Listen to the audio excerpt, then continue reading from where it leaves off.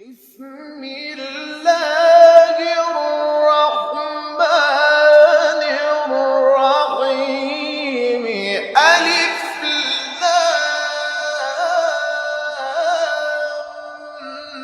ميم.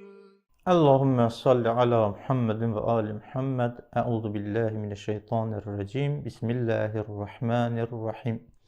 Bəhsimiz Fatihə surəsindədir. Biz keçən verilişdə Fatihə surəsi barəsində məlumat verdik, yetişdik ilk ayə Bismillahirrahmanirrahim. Bismillahirrahmanirrahimin əzəməti barəsində, fəziləti barəsində bir neçə hədisə işarə olundu. İstəyirəm bu dərsimizdə, bu bəhsimizdə isim kəlməsi, bi-ismillah və Allah kəlməsinin lüğəti baxımından araşdıraq və bu mənalar haqqında, bu kəlmələr haqqında, bu ləfzlər barəsində məlumatımız olsun.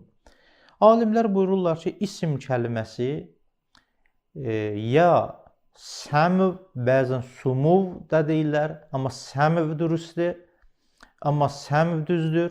Buyururlar ki, isim kəlməsi səmv ya sumuv, sumuv deyən də vardır. Sumuv ya səmv kəlməsindən götürülüb, mənası və huvə ər-rəfə, ucalıq mənasındadır.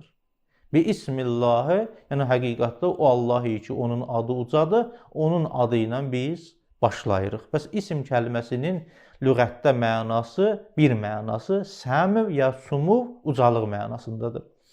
Bəziləri buyururlar ki, isim kəlməsi vəsim və simə kəlməsindən götürülüb. Vəsim kəlməsində ərəb dilində, lüğətdə mənası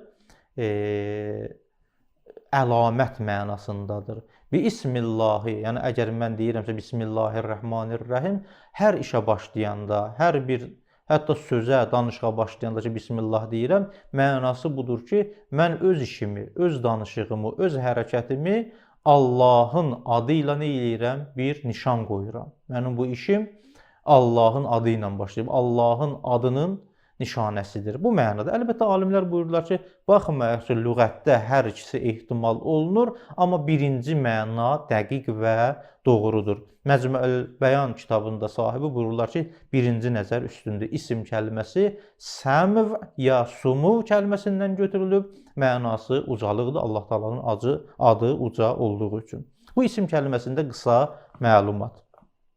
Amma ikinci kəlmə Bismillah Allah kəlməsidir.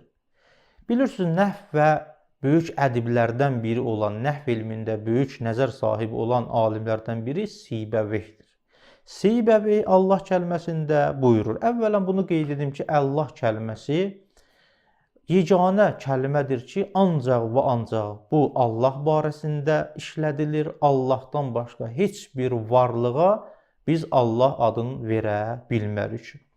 Və Allah kəlməsinin də terminoloji baxımından mənası, lüğəti barədə işarə edəcəm, bəhs edəcəm. Amma buyururlar ki, Allah yəni elə bir varlıq ki, özündə bütün kamal və camal sifətlərini cəm etmişdir və bütün nöqsanlardan uzaq olan bir varlıqdır. Yəni Allah deyəndə elə bir varlıq nəzərdə tutulur ki, hər cəhətdən kamildir, alimdir, qadirdir, bütün kamal sifətlərinə, bütün cəmal sifətlərinə malikdir və bütün nöqsana aid olan xüsusiyyətlər ondan uzaqdır. Allah belə varlıqdır. Bu baxımdan bu Allah kəlməsi Allahdan başqasına deyilməz. Çünki Allahdan başqa bütün varlıq naqisdir. Çatışmayan xüsusiyyətlərə malikdir, amma Allah kəlməsi belə deyildir. Bu, həqiqətdə Allah kəlməsinin terminoloji mənası idi və izahı idi. Amma lüğət baxımından Sibavey buyurur ki, Allah kəlməsi əslində iki mənaya qayıdır. Bəzən deyirlər ki, fial vəznindədir. İşarə etmişdim ki, sən verilişlərin birində ərəb dilində bir lüğətin həqiqətini ələ gətirmək üçün onun üçün xüsusi bir vəzn və ölçü təyin ediblər. Ona ərəb dilində vəzn deyirlər. Allah kəlməsi deyirlər ki, fial vəznindədir. Həqiqətdə ilah kəlməsindən götürülüb. İlahun fialun vəznindədir. Ölçüsü fialun vəznidir. Bu bir ehtimaldır. İlah əvvəli ilah idi. Əvvəlindən o həmzə götürülür.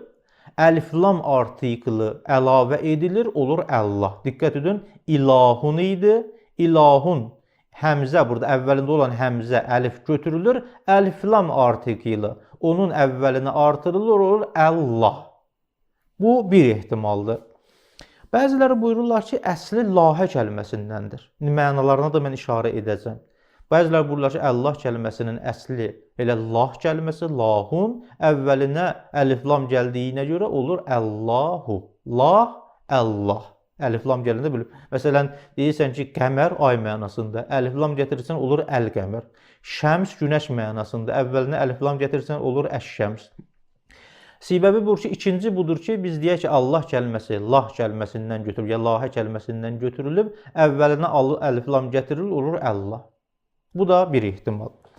Amma bundan əlavə alimlərimiz bəhs edirlər ki, ümumiyyətlə Allah kəlməsi müştəqdir, yoxsa müştəq deyil. Müştəqə mən qısa izah verim. Müştəq ona deyirlər ki, bir kəlmə müştəqin müqabili camiddir. Ərəb dilində bu termindir. Sərf elmində, nəhv elmində bunu bizə öyrədirlər. Əgər bir kəlmə hər hansı bir kəlmədən götürülərsə, ona deyirlər müştəq. Yəni bu kəlmə başqa bir kəlmədən götürülür. Məsələn, nasirun kömək edən, həlmin nasir, mənsur kömək olunmuş, ənsuru, nənsuru. Bunların hamısı müştəq hesab olur. Niyə? Bunun əsli kökü qayıdır nəsr kəlməsinə. Nəsr kəlməsi məsdərdir. Bu nəsr kəlməsindən düzəlinən bütün kəlmələrə müştəq deyirlər. Deyirlər ki, bu kəlmələr nəsr kəlməsindən ayrılıb. Camid o kəlməyə deyilib ki, bu heç bir kəlmədən ayrılmayıb. Bu camiddir, ayrılmayıb. Yəni, özü bir dənə müstəqil kəlmədir ki, başqa bir kəlmədən götürülməyib. Məsələn, əgər buna biz misal vurmaq istəsək, mən ləfsün kəlməsidir. Ləfs kəlməsi camid bir kəlmədir, başqa bir kəlmədən götürülməyib.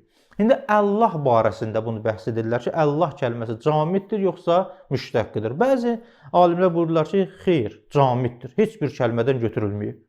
İşarə elədir, ağay səbəbi buyurur ki, lahə kəlməsindən və yaxud da ilah kəlməsindən götürülür, bəzi nəzərlərdə işarə edəcək. Amma bəzilər buyururlar ki, xeyr, camid kəlmədir. Allah kəlməsi xüsusi olaraq heç bir kəlmədən götürülməyib, yeganə olan məbuda itlaq olunur. Bu bir nəzərdir.